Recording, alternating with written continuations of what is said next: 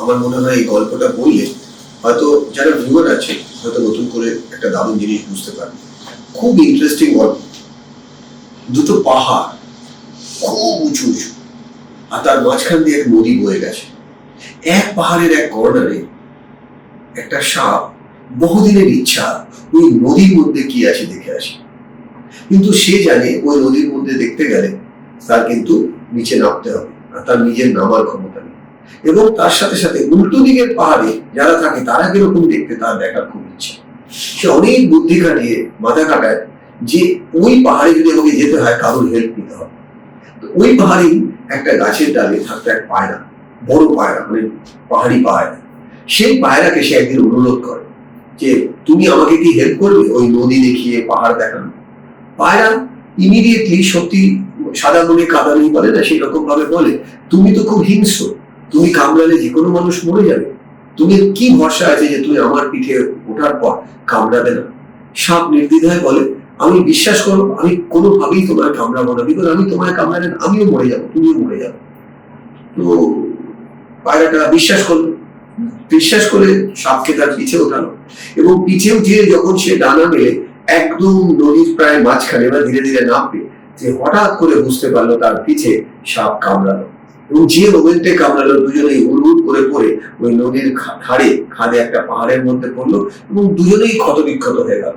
মৃত্যুর ঠিক আগের মুহূর্তে সেই পায়রা মরতে মরতে সাপকে জিজ্ঞেস করছে তুমি এত বড় ভুল কেন করলে, তুমি তো বলেছিলে আমাকে কামড়াবে না, তুমি কামড়ালে দেখো তুমিও মারা যাচ্ছ আমিও মারা যাচ্ছি।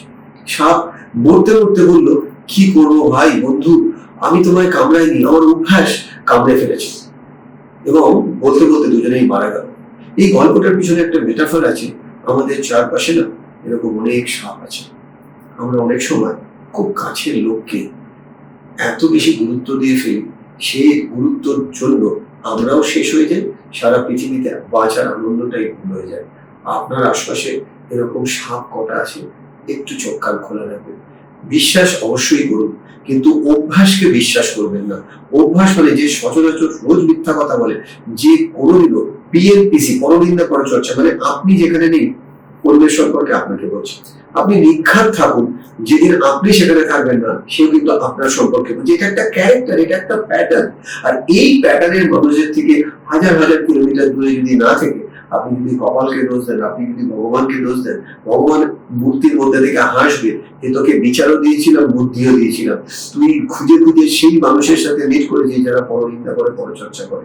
দোষ আমার না, দোষ তোর বিচার বুদ্ধি। তোর বুদ্ধি তো দিয়েছিলাম, বুদ্ধিকে অ্যাপ্লাই করার মতন কনসিয়াসনেসও দিয়েছিলাম, তুই নিজে ভুল করেছিস। ঠিক সেই রকমই আমি একটা কথাই বলবো, যে যারা ভিউয়ার্স আছে সবকিছুর পরে কাকে কাছে আসতে দেবেন, মানে ফিজিক্যালি মেন্টালি কাছে আসতে দেবেন, সেই বোধ, সেই বিচার, সেই বুদ্ধি কিন্তু মাথায় রাখবেন। আপনার প্রচন্ড পজিটিভ এনার্জি, কিন্তু আপনার আশপাশে নেগেটিভ এনার্জি ঘুরছে, কানের মধ্যে সবসময় বলছে তোর দ্বারা কিছু হবে না, তোর দ্বারা কিছু হবে না। মানুষটাকে না সরিয়ে অন্তত মেন্টালি তার থেকে ডিটাচ তো হওয়া যায়, সেই বিচার বুদ্ধিটা অ্যাপ্লাই করুন, তাহলে দেখবেন আপনার জীবন কালারফুল হবে, শুধু না আরো অনেক সাকসেসফুল হবে। এবং আমার আপনাদের সাথে খুব শিগগিরই দেখা হবে। Thank you.